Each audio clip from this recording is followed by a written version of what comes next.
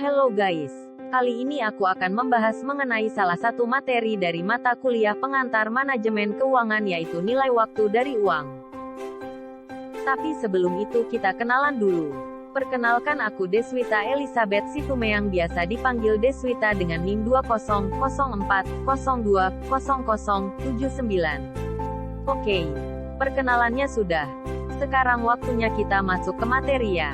Tapi sebelum itu apa sih itu manajemen keuangan?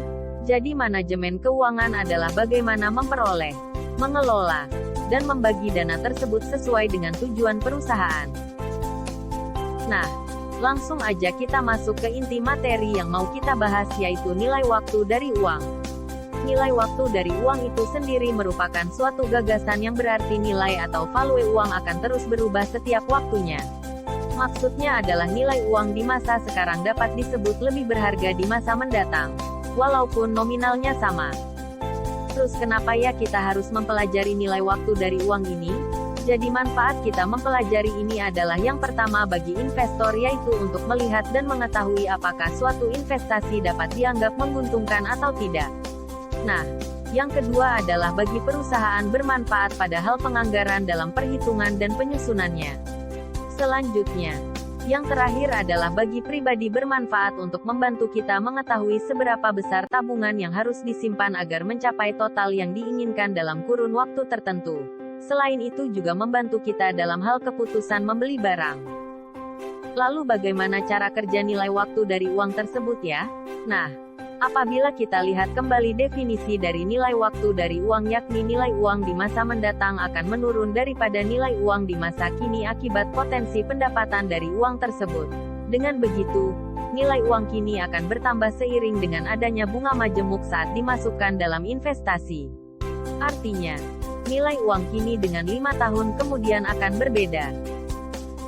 Contohnya nih, uang senilai Rp8.000 pada tahun 2000 dianggap sangat berharga dibandingkan pada tahun 2021. Pada tahun 2000, uang dengan nominal tersebut setara dengan 1 kg telur.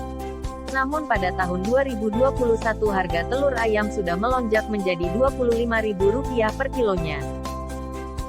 Nilai waktu dari uang dengan daya beli saling berkaitan. Time value of money atau yang disebut dengan nilai waktu dari uang berhubungan dengan daya beli dan inflasi. Hubungan antara kedua hal tersebut cenderung negatif. Pengelolaan uang yang berkaitan dengan keputusan investasi tidak hanya memperhitungkan nilai waktu dari uang, melainkan juga daya beli serta inflasi. Jika ingin berinvestasi harus memperhatikan tingkat inflasi. Jika tingkat return investasi menunjukkan angka positif, tetapi inflasi sebenarnya lebih tinggi, artinya Anda kehilangan dana dalam daya beli. Contohnya tingkat return investasi Anda 10%, tetapi tingkat inflasi 15%. Artinya Anda kehilangan 5% daya beli. Ada 4 faktor yang mempengaruhi nilai waktu dari uang. Yang pertama adalah perubahan suku bunga. Perubahan suku bunga akan mempengaruhi nilai mata uang sebuah negara yang pada umumnya terhadap dolar. Tarif perdagangan mata uang, forex, suku bunga, dan inflasi semuanya saling berhubungan. Kenaikan tingkat suku bunga menyebabkan mata uang suatu negara terapresiasi. Hal ini dikarenakan suku bunga yang lebih tinggi memberikan tarif lebih tinggi untuk pemberi pinjaman, sehingga menarik modal asing secara berlebihan, yang menyebabkan kenaikan nilai tukar mata uang tersebut. Yang kedua adalah inflasi. Sebuah negara dengan tingkat inflasi yang lebih rendah dari negara lain akan mengapresiasi nilai mata uangnya. Harga barang dan jasa meningkat pada tingkat yang lebih lambat, ketika inflasi rendah. Sebuah negara dengan tingkat inflasi yang rendah menunjukkan nilai mata uang yang naik. Sementara itu, negara dengan inflasi yang lebih tinggi biasanya melihat adanya depresiasi mata uang dan biasanya disertai pula suku bunga yang lebih tinggi. Sederhananya begini, adanya peningkatan inflasi pada suatu negara akan berpengaruh pada depresiasi nilai mata uang. Demikian juga sebaliknya. Jika negara memiliki tingkat inflasi yang rendah maka hal itu menunjukkan nilai mata uang yang naik. Selanjutnya yang ketiga adalah kebijakan pajak. Kebijakan pajak merupakan suatu cara atau alat pemerintah di bidang perpajakan yang memiliki suatu sasaran tertentu atau untuk mencapai suatu tujuan tertentu di bidang sosial dan ekonomi.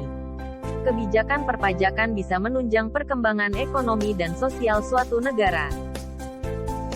Dan yang keempat atau yang terakhir adalah kondisi politik atau disebut juga dengan stabilitas politik. Stabilitas politik dan kinerja perekonomian suatu negara dapat mempengaruhi kekuatan mata uangnya. Sebuah negara dengan risiko kekacauan politik yang rendah lebih menarik bagi investor asing. Peningkatan modal asing, pada gilirannya, menyebabkan apresiasi nilai mata uang domestik. Sebuah negara dengan kebijakan keuangan dan perdagangan yang sehat tidak memberikan ruang untuk ketidakpastian dalam nilai mata uangnya.